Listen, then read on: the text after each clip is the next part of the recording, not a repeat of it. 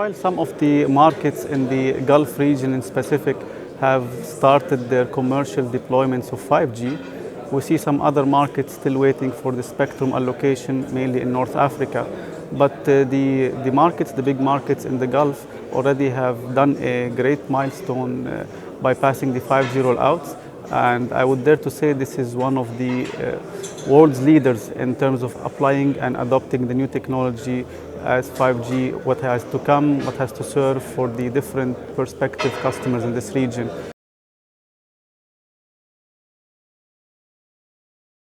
One of the challenges was the use cases, how to find the monetization aspect of 5G. But we see a lot of new verticals arising that would fix that type of challenges coming up our way. Something like private networks, AI, IoT are coming into play, which could fill in those gaps more or less. One of the challenges is also coming from the rollout perspective.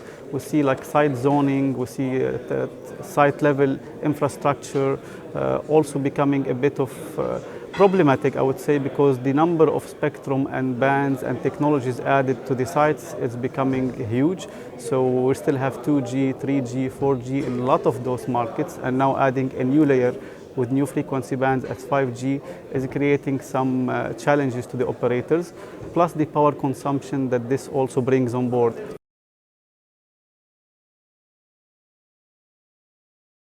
I'd say saving on time.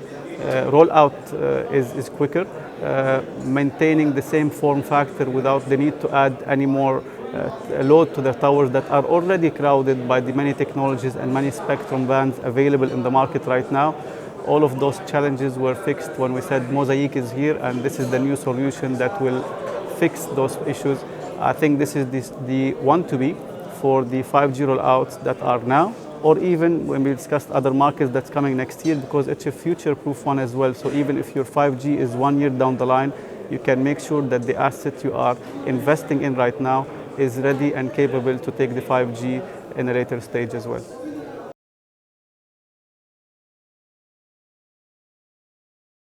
Open RAN, we see this is something that will be one of the major ecosystem changer in the coming future, maybe 1 to 2 years down the line. It's a buzzword, but a lot of interest from the MNOs to see what the O-RAN can bring to the table. And this is something we are heavily engaged with our partners in the industry, whether the software providers, the RAN providers, the Open RAN providers. And then we are part of big alliance, a global alliance, when we say O-RAN alliance, when we say Telecom Infra project. So we are taking part of those groups to make sure it's a seamless integration of the new technology in our markets, Middle East, North Africa. There is also a good interest in private networks, whether that's going to be like a slicing of the existing networks or standalone networks. I think the market doesn't have the answer for that yet, but at least there is an interest going that direction.